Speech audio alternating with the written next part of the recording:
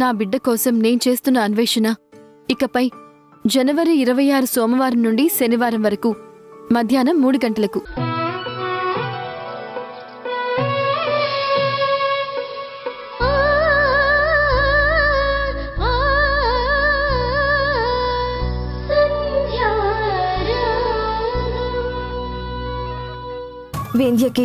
వింధ్య కడుపులో పెరుగుతున్న పిండానికి ఏం కాదు, నన్ను నమ్మండి.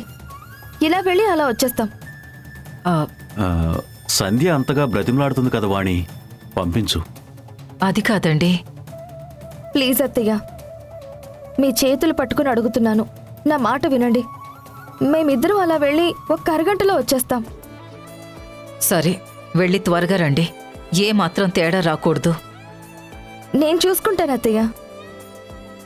వింధ్య, నువ్వురా. ఇప్పుడు కుంకుమ తీసుకురావడం ఏంటి? అంత హడావిడి చేస్తూ వింధ్యను బయటకు తీసుకువెళ్ళడం ఏంటి? అసలు ఏం జరుగుతోంది?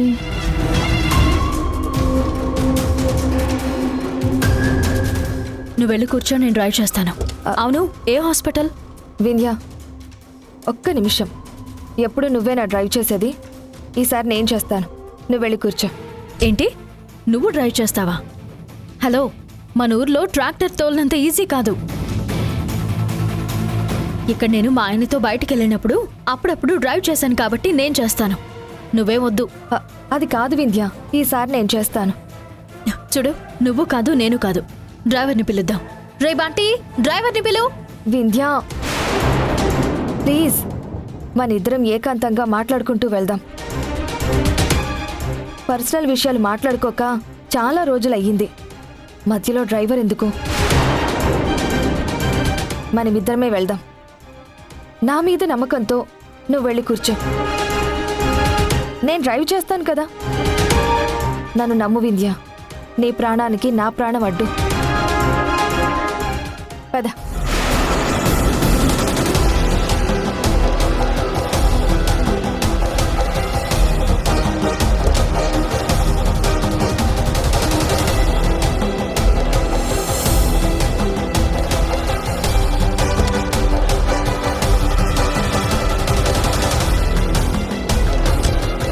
నువ్వు ధైర్యంగా ఉండు.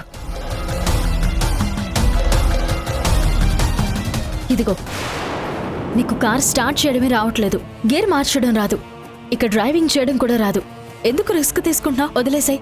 వింధ్య, కార్ స్టార్ట్ అవ్వట్లేదు అంటే అది నా మిస్టేక్ కాదు. కంగారు పడద్దని చెప్పాను కదా.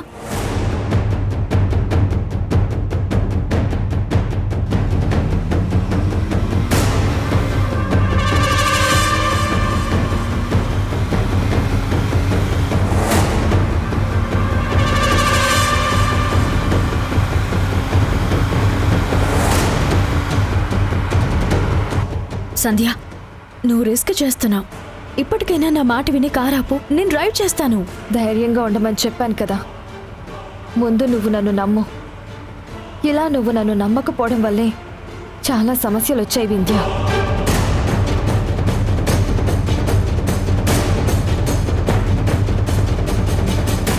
వింధ్య, నీకోసం నేను ముందు వెనుక కూడా ఆలోచించకుండా నా బిడ్డని కూడా నీ చేతిలో పెట్టాను.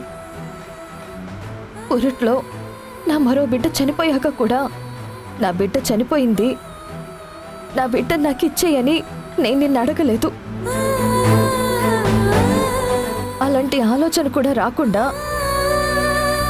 నువ్వు బాగుంటే చాలు అనుకున్న నన్ను నువ్వు నమ్మవేంటి వింధ్య? నీకు తెలుసు కదా, నా బిడ్డ చనిపోతే మా అత్తయ్య శ్రీకర్ ఎంత బాధపడ్డారు. ఒక విధంగా నేను వాళ్ళని మోసం చేశానే. నీ సంతోషం కోసమే వింధ్య ఇదంతా చేశాను. నేను చేసింది చాలా పెద్ద తప్పు. ఏ భార్య ఏ భర్తని అలా మోసం చేయకూడదు, కానీ నేను చేశాను. ఇదంతా ఎవరి కోసం? మన స్నేహం కోసం కాదా? ఎంత చేసినా మన స్నేహం ఎక్కడ నిలబడిందే గుర్తుందా? నువ్వు నన్ను జుట్టు పట్టుకుని తీసుకొచ్చి బయటికి విసిరేశావు.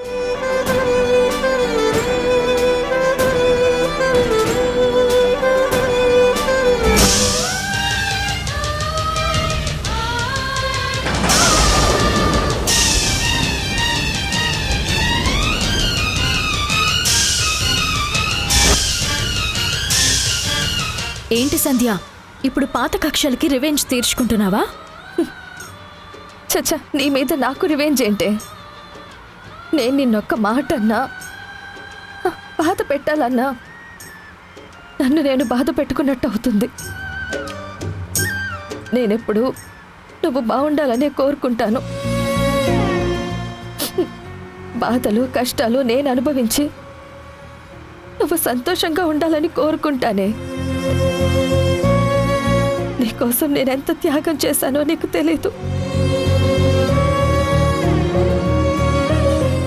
ఇప్పుడు కూడా నువ్వు నన్ను నమ్మలేదు కాబట్టి నిన్ను హాస్పిటల్కి తీసుకెళ్తున్నాను. నేను అబార్షన్ చేయించుకున్నానని కన్ఫర్మ్ అయితే గానీ నువ్వు సంతోషంగా ఉండు. చూడు, నాకు రాత్రి ఒక కల వచ్చింది. నువ్వు ఇంటికి రాగానే డాక్టర్ వచ్చి నిజం చెప్పేసినట్టు, మీ అత్తయ్య గొడవ చేసినట్టు, నువ్వు ఒంటి మీద పెట్రోల్ పోసుకుని అగ్గిపుల్ల గీసుకున్నట్టు చాలా భయంకరమైన కల వచ్చింది. అలా జరగకూడదని నేనొక నిర్ణయం తీసుకున్నాను. మొదటిసారి బిడ్డనిచ్చి నా భర్తని మోసం చేశాను. రెండోసారి అబార్షన్ చేయించుకుని నా కుటుంబాన్ని మోసం చేస్తున్నాను.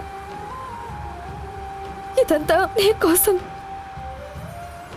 ఇంత చేసినా నువ్వు నీ భర్తతో నాకు అక్రమ సంబంధం అంటగట్టావు చూడు, అది నన్ను జీవితాంతం వెంటాడుతూనే ఉంటుంది.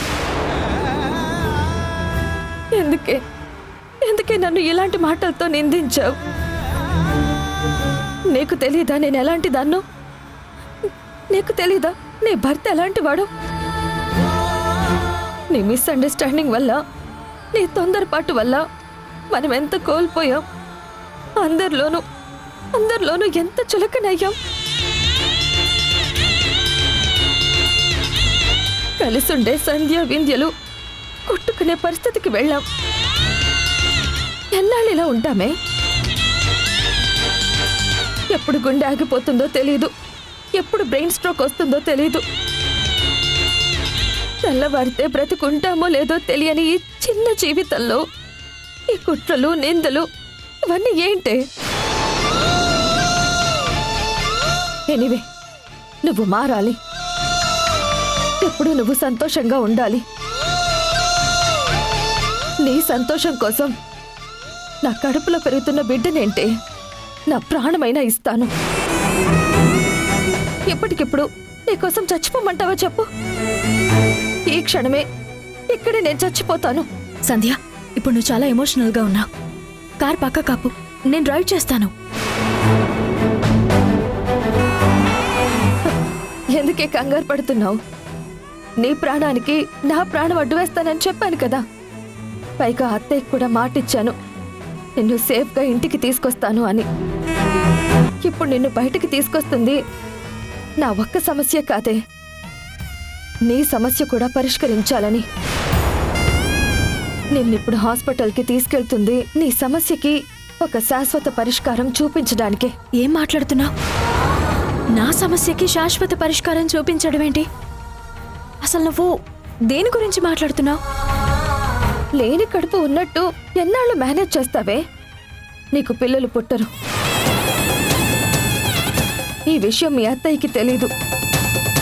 మీ అత్తయ్యకి నిజం తెలిసిన మరుక్షణం మీ అత్తయ్య ఎలా రియాక్ట్ అవుతుందో నాకు బాగా తెలుసు. అందుకే దీనికో శాశ్వత పరిష్కారం చూపించబోతున్నాను. శాశ్వత పరిష్కారమా? అంటే ఇప్పుడు నువ్వు ఏం చేయబోతున్నావు?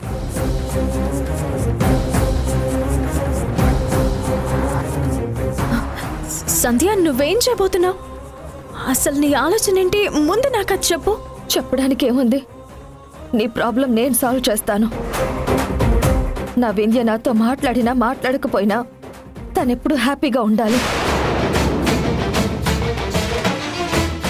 సంధ్య, స్లోగా నడుపు.